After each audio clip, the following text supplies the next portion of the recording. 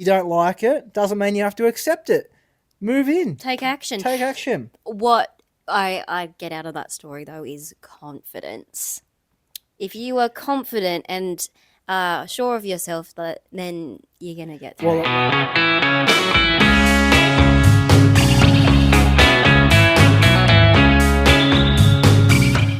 Hello, and welcome back, or welcome to Chairlift Chatss. We are so happy to have you here listening to the podcast. Chairlift Chatss is a podcast all about creating authentic conversations. My name is Chelsea Widdicombe, and as always, I'm joined by my brother, James Widdicombe. Great to be here. Another podcast. Great to be back here. Good feeling. Always enjoyable. What are we talking about today, James? Well, I thought we'd change it up a bit. So we have been enjoying our Olympic edition, but now Olympics are over, so it's time to talk about playing by your own rules in life or in general. So at the Olympics, everyone had to play by their own rules, everyone had to play by the rules. The rules, yeah. Some play by their own, but so I thought... they won't be returning to the Olympics, will they? No, so I thought this week we would talk about playing by your own rules in life and in different situations. So, question for you. Yeah. Think of a time where you have played by your own rules. Look, I like this theme in the sense where playing by your own rules can mean something different for everyone. Straight away, though, something that came to my head was when I was in school, I didn't like the rules. I didn't like teachers telling me what to do all the time. And especially by the time you're 17, 18 years old, you're in year 12, the final year of high school, and you kind of are just sick of teachers telling you what to do. Everyone is. And my school was pretty strict. And I had free periods often at the end of the day, which means you didn't have a class or, I don't know, I just want to go to the shops or something, get some lunch. I would get in my car and drive away from school, and that was playing by my own rules, I think, because I was just taking my life into my own hands and taking action of what I wanted to do, which was leave. Did you go down to the coffee shop? I did, yeah. I'd go to the local cafe, shop. Take a few friends with you, have a cup of tea? Occasionally, if I could convince enough people to be as naughty as me. I don't think that's being naughty. But to be fair, there was nothing else. It's not as if I wasn't skipping class. I wasn't doing anything. I was just being like, I just want to get out. I just want to do my own thing. I want to have some independence. Like, if I'm old enough to drive a car, I'm driving away. True. I'm driving my life direction I want to go. I'm sure you weren't the only person to decide, okay, I'm done. I'm leaving for the day. Or I might, we actually had teachers that did the same thing. I won't forget when I was at school, this is when I was in like year 9 or year 10. I remember a history teacher probably hated the subject just as much as I did and decided, no, you know what? I'm going to go down the road and get myself a kebab. Comes back literally at the end of class, half an hour, 40 minutes later, and he's got a kebab in his hand. Yeah. There he is munching on a kebab. So talk about living by your own rules, go for it. I didn't care. I wasn't, he wasn't teaching. It's only history. But look, only history.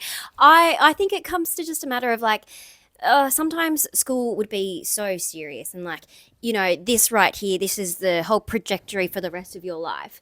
And for me, I think I was in a very lucky position because I had you and our older brother Luke, who I'd seen, finish school and do stuff with their lives. And it was realizing that there was so much more beyond high school that I think in life, we are actually in control of so much.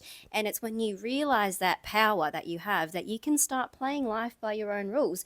You can take action. You can make things happen that align with your values and what you want to do. Sometimes it mightn't be following trends or not listening to the same music as everyone, but it's following your heart and what you want to do. True. And maybe that means talking back to teachers when they're treating you not so nice and learning how to stand up for yourself. It's life skill. I think it is. And I think you've got to be commended for someone that, has the guts to want to do something different. And I think it says a lot about someone when they go, no, you know what, this rule is wrong and let's just change it up a bit. So I think that's cool. Another one I like, I used to do this a lot when going to the footy ground, especially with one of the footy grounds I used to go to, they always put in like a little barrier or a little block, and it said, "Sorry, this section is full." But usually you're only going with one or two guys, and you'd have a ticket, and the allocation would be for the whole, like left side or the east side Top section of that stadium. Yeah, and depending on what time you got there, the seats would be taken, blah, blah, blah. Anyways, the section might be full, but it was never full. And I learned, because I used to go have a look. Anyways, security guards used to be there, like, minding the whole thing. But it's all about deception when you're going through those guys. Those guys do not really care. They're just there because they have to be. Anyways, we walked through the door with some of my friends and looked at the sign, and my mate's going, "Oh, this section's full." I said, No, we're in here. "Oh, how do you know?" I said, "No, we're in here." Walked in, the security guard said, "Oh, this section's full, thanks, mate." I said, No, our seats are up here. And that's all I said. And he let us walk through. We went up, we sat down, we had the best seats in the house. And okay, you read something, you don't like it, doesn't mean you have to accept it. Move in. Take action. What I get out of that story, though, is confidence. If you are confident and sure of yourself, then you're going to get through. Well, it leads us to our next sort of bullet point for what I want to discuss today. Okay. So it's challenging social normalities. So it's sort of written. It's a written rule that you can't go in there and do it, but I think there's nothing saying that nothing telling me really other than the security guard, don't go up there. So I think that was pretty cool. Yeah, right. You just got to go in there. So don't just do something because it's trendy. Don't just follow the pack. Go in there and do your own thing, and and look what happens. You get to sit where you want. Much like being a snowboarder amongst a whole group of skiers. Correct. You know what? Sometimes skiers can be a bit like elitist. They think they're mad. Yeah. And they're wrong because snowboarding is just so much cooler. But then, look, no, we love both. But I think the whole idea is do what you want to do. Yeah. No, exactly. If you have grown up skiing and you're like, snowboarding looks so cool, go for it. Yeah, don't just be trendy because of what everyone else is doing. And look, it's hard. Or vice versa. Like if you're in a group of snowboarders and you're like, oh no, I really want to ski. Yeah.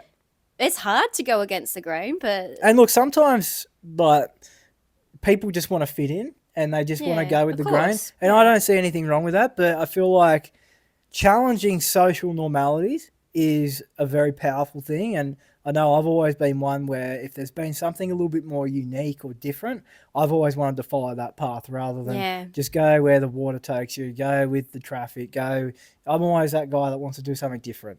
So I think that's quite a powerful message. Yeah. Quite a funny thing. We've all played the game before. Oh, Uno. What's your favourite part about Uno? Or what are your rules? I know what yours is going to be. What are your rules that you live by? Everyone has their own different rules, but I feel like there's countless. I've seen different ones on YouTube, different ones I played it when I was a kid. What are your rules? So, well, growing up, we as a family played by the normal rules. What are the normal rules? Well, the normal rules. So, is the game where you start off with everyone gets 7 cards, and then you can either stack them on the same colours or the same numbers, and there's reverse and pick a random colour or pick up 4, pick up 2, that sort of thing. And growing up, it was you just do what it says. So if it was pick up 2, the next person had to pick up 2 and their turn was skipped. If it was pick up 4, you had to pick up 4. Okay. But I know the way you like to play. So we've got rules, and it's called the King's rules, or the way we called it was just our camping rules or whatever when you're sitting around a fire. And it's... when everyone's going around, you're going, yeah, okay, skip, reverse, doing all that crap, and you're going around, someone hits and they end up having to pick up more. Anyways, and then someone would yell out, what do you reckon? Start her up? And start her up would be, okay, someone puts the first pick up 4 down, then they'd change the colour. Then the next person would put a pick up 2, so then it would be pick up 6. Then it'd be another 2. Then it'd be another 2. Then it'd be another 4. And you just keep going around until there's none left. I think the record we got to was like 36. Yeah. And it was the funniest thing. You hardly have a deck left. Someone picking up 36 cards. It was the funniest thing I've ever seen. And they were my rules. Oh, well, the rules that I learnt by. And Yeah. I liked it. They were good. Do you know, Super funny. I've been on a lot of film sets, and often on film sets your phone gets taken away and you have to resort to actually talking to people or playing games. And you know, it's always a really fun one, especially when you're delirious, it's late at night. And I remember, like, we were playing the pick up rule, and I had picked up so many cards, but I redeemed myself and I ended up winning. Well, there you go. Don't let it hold you back. I played by the stupid rules, the pickup rules, and I still won. So redemption is always possible. Don't let the 36 cards deter you. Because, I mean, I didn't get to 36. You can win. I did get pretty high. It was at least 12 I had to pick up. Well, that's all right. It doesn't matter. Yeah. It's all the way it goes. I think it's quite funny, and I enjoyed it. But it's a great way to see what people like, how competitive people get, or some people who don't care. I personally think the competitive side comes out of me. It brings me out of my shell because I'm like, I really want to win. It's funny. I love the competitive side to people and the like the betting. It also, like, you can bet on it too. Look, we had some fun. It's a good like road trip game too. Good chats with people, just having a couple of beers around a fire or something. You might be playing really good. It's also a really simple game as well. Like, everyone, if you haven't played it, it's really easy to pick up. There's not too many. Well, as we said, you're playing by your own rules. It's not that hard to learn. No. So, and then look, I saw this the other day. This made me laugh. I do a bit of driving on a daily basis, and I saw this guy. And it was one of the Uber Eats or what's the other company out there? I don't know. Uber Dash or DoorDash? DoorDash. Something, I don't know. One of those. Anyways, it was a delivery driver for some sort of food for someone. Anyways, it started raining, and this guy was just on his motorbike. Oh, so it wasn't... Okay. He's just on his motorbike, and he's got the bag on the back. And I have never seen this before in my life, but talk about playing by your own rules. He had an umbrella pop up from the motorbike, and it had an umbrella over his head. Like, here he is riding. If anyone's ridden a motorbike before, the wind comes straight into you, like front on. But he had an umbrella covering his head, just his head. So he would have been getting soaked from the front, but he had an umbrella hanging over his head. Have you ever seen anything so bizarre, more bizarre in your life? It sounds very... I mean, look, random. He literally had this thing like it was duct taped. It was like duct taped to the back of his bike.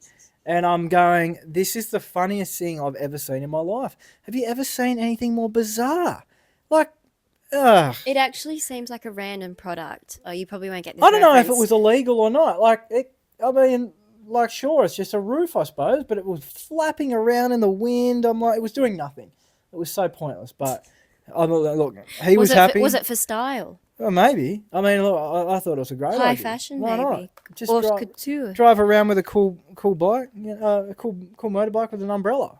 Why That's not? what you got to do to make the delivery. Yeah. I've seen people driving around in cars before wearing motorbike helmets because they're worried that if they crash, they got the extra protection. A helmet in the car. A helmet in the car. I mean, that I see some funny things while driving. The more you drive, the more you see. That's for sure. Oh, and we have to talk about the dodgy postie as well. The dodgy postie. We're in a place. I was in, where was I? Western Sydney. Had a job out there, and all I could hear was this banging on the door. Bang, bang, bang, repeatedly, and it's the postie at the front door going, "Hello, I have your delivery. I have your parcel. Open the door." It's like, bro, if they're not there, just leave it at the front door. She was adamant. Had to give the parcel that day. I think she just didn't want to put it back in the bike. I don't know. But see, people, this is why when you're doing an online order, please say authority to leave. Authority to leave. Otherwise, this person will bang down your door for I could hear it from the other side of the street. And you're like, what the heck's going on? I was a good 100 metres away, and you could just hear this banging. I thought it was an earthquake. I'm like, oh my gosh. Lucky she didn't throw the parcel. But anyways, that was something really, really funny. Talking about playing by your own rules, found it very entertaining. Actually, one thing I think is playing by your own rules is how you treat people in day-to-day life. I have a real life example from the other day. I was at an event. It was a theatre show, and I bumped into someone that I knew. He was actually part of the crew there, and I said, "Oh, hi, it's Chelsea from blah blah blah," and this person just then slammed the door in my face, said, "I can't talk to you," and slammed the door in my face. No, that's nice of them. And I thought, oh my gosh, I was just being polite, kind, saying hello because I genuinely bumped into someone and said hello. And okay, I didn't want to think too negatively. I didn't want to say, oh, what a horrible person for not saying hello. But then it did get me thinking is we always have choices. Sometimes you might be under pressure for work. And so I thought what I could take out of this situation is thinking about how I would react in this and move forward from this. So say if I was the person working at this event and you were under a lot of stress to close the theatre, get everything done, I would say, hi, Chelsea, thank you for saying hi. Look, I'm just in the middle of something. I'll come talk to you later. And then I understand that. I get you might be under pressure from work and everything like that. Unfortunately, this story doesn't have the happy ending because 5 minutes later I saw this person in a group of people just chatting. Typical. So it upsets me to see negativity and just total disregard of people. My little bit of word of advice for that gentleman would be don't waste energy bringing others down. Use that energy to bring yourself up. Yeah. And bring other people up. It's a lot easier, and children need to be taught this as well because there's a lot of bullying that goes on. It's a lot easier to bring someone up and build someone's confidence up than using so much energy and emphasis to bring someone down. Yeah. It's actually, and people, it's just, I don't understand, but that's what I would have, a bit of word of advice for that. Yeah, gentleman. I think if we can spread any message, it's teach yourself to react in kindness. And yes, it's about making that choice, being conscious to say hello to someone, be polite. You might not have the time to have a full-on conversation, but say something, make acknowledgement. Don't slam the door in someone's face, no matter what you're feeling. No. Deal with it with a bit of grace and genuine humility. In saying that, though, that brings us to our act of kindness because, he might be having a bad day, which is fine. You can't help what other people are thinking and what they're going through. That's just them. And if he wants to carry on and be a moron, then that's what he wants to do. But as an act of kindness, all we can do as people is be kind to that person. So the act of kindness for this week is a smile goes a long way. Aww. Whether it does. Sometimes you're right. all it takes for someone is just a smile to brighten up their day. And you know what? Smile at the guy and leave him be. That's all you can say. Then you know what? Then you in your heart that you've done the right thing. But yeah, smile at someone who's not been so nice to you. No. But smile at a stranger. I think it's contagious. When you smile at someone, then they smile at someone. Yeah. And the more genuine interaction and kindness we can spread, the better. And the chances are, the reason why he did that is because he's either jealous of you for what you've done previously. He obviously knew who you were and just didn't want to speak with you because every time he looks at you, he's feeling annoyed and envious at the fact that you are better than him in some way. It's called individual greatness on your behalf, Chels. So he looks at you and he's probably seen individual greatness in something that you've done and gone, you know what, I'll slam the door on you because, you know what, I can't, he doesn't have the energy for you. But if he was smart, he'd tap into your individual greatness and try and go, righto, how do I put this into my life? Well, yeah. Anyway, you know what? I feel like I dealt with it really well. Dealing with other people's negativity. Yeah. Don't waste your energy. And that's the thing is our brains are wired to think of a negative thought in 1 second, whereas it actually takes 20 seconds to think of a positive thought. So it does take conscious effort to get to that space. Yeah. Well, I also want to bring in our quote of the week. Winners don't make excuses when the other side decide to play the game. Ooh. Harvey Specter. I love that show and I love Harvey Specter and I think that's a great quote because a lot of people think that when you're good at something that you're the only one. Yeah. No, guess what? Winners don't make excuses when the other side decides to play the game. You've got to accept that other people are going to be good, if not better, at things that you are. So don't waste energy on having a tantrum or being an idiot. Yeah. Try and improve. Tap into other people's success and other people's talent and bring it onto yourself. Yeah. I think that's a really good quote. Fantastic. Harvey Specter. Very motivating, because you're right. You might get to a really good space and then someone else decides to do something similar, and it's about controlling how you react and realizing what is in your control and making the most of it. 100%. Yeah. So that is playing life by your own rules in a very short summary. Yeah. I like it. Make sure you do it.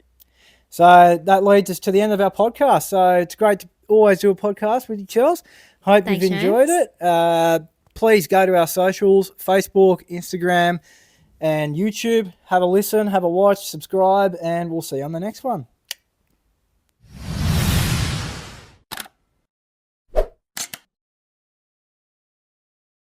Action.